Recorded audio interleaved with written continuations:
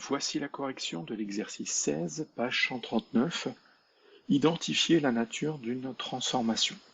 Donc on va essayer d'identifier la nature d'une transformation, mais de façon assez différente par rapport à ce qu'on a fait dans des exercices précédents. Le Soleil est principalement composé d'hydrogène.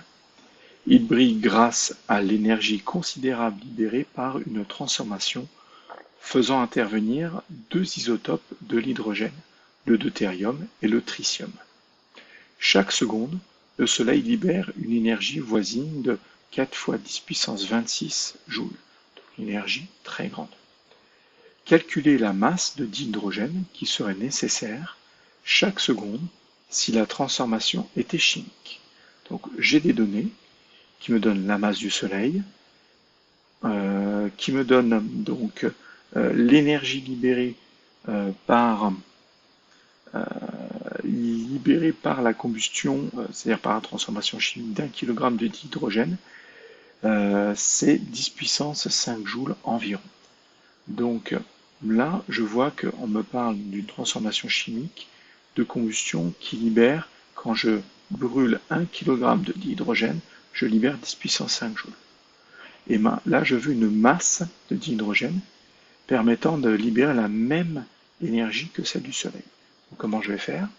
Je cherche donc la masse de d'hydrogène que je vais appeler M, entre parenthèses, H2.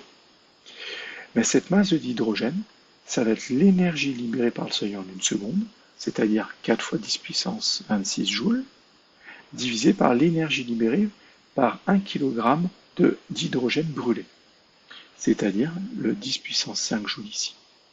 Et là, j'aurai donc le nombre de kilogrammes nécessaires pour obtenir cette énergie-là.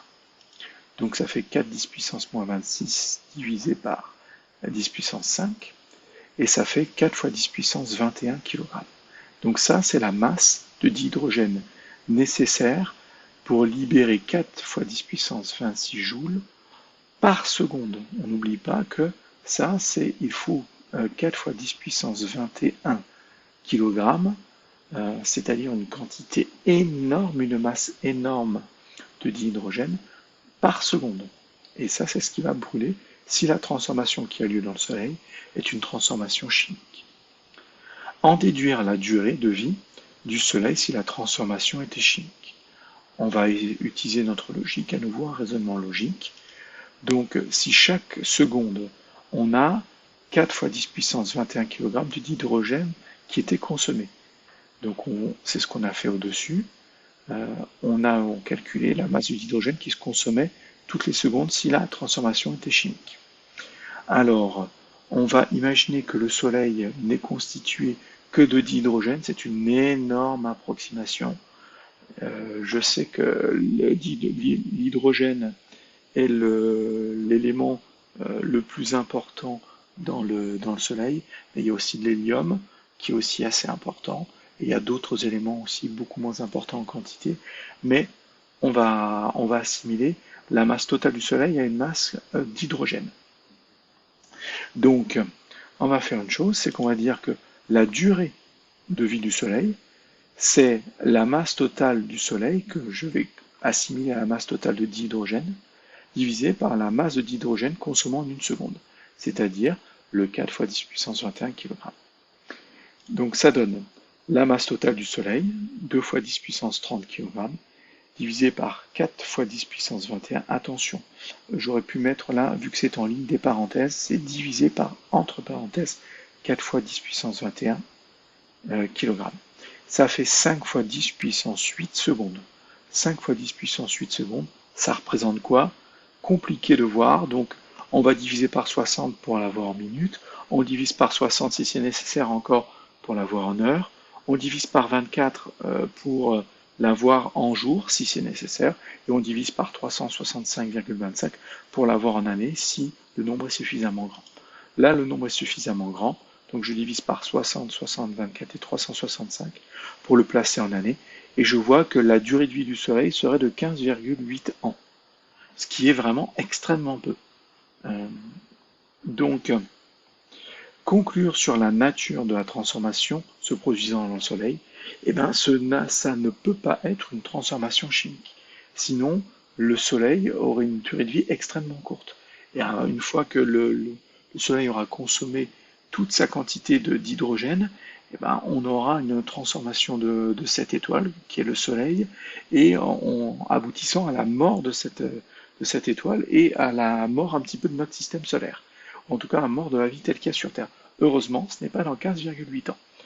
Donc, ce n'est pas une transformation, ce n'est pas une transformation chimique qui a lieu dans le Soleil et qui libère cette énergie. Si on retourne dans le cours, on avait vu que les transformations nucléaires sont exothermiques. C'est l'origine de l'énorme quantité d'énergie libérée soit par les centrales nucléaires, soit par les étoiles, comme le Soleil. Donc là, on nous dit que ce sont les transformations nucléaires. Et on a même vu, on avait classé les différentes énergies libérées lors de différentes transformations. On avait vu que l'énergie lors d'une liquéfaction était très très petite devant l'énergie d'une combustion, qui était elle-même très petite devant l'énergie d'une fission nucléaire, ce qui se passe dans les réacteurs nucléaires, et qui était aussi plus petite que l'énergie devant la fusion nucléaire, c'est-à-dire ce qui se passe dans l'étoile. Donc l'énergie libérée par la fusion nucléaire, c'est l'énergie la plus grande possible lors d'une transformation. Donc ça se recoupe bien avec ce que l'on vient de voir, c'est que l'énergie, donc la transformation qui a lieu dans le Soleil, libère plus d'énergie par kilogramme d'hydrogène qu'une combustion. C'est une transformation nucléaire. J'espère que vous comprenez cette phrase, donc libère plus d'énergie par kilogramme d'hydrogène. C'est-à-dire que là, on avait par exemple ici une donnée, donc si je brûle 1 kg de dihydrogène, j'ai 10 puissance 5 joules. Ça, c'est une transformation chimique. C'est l'énergie libérée par la combustion d'un kilogramme de dihydrogène. Et bien, si je fais une transformation nucléaire avec 1 kg de dihydrogène, je vais libérer une énergie beaucoup plus importante. Voilà ce que signifie cette phrase.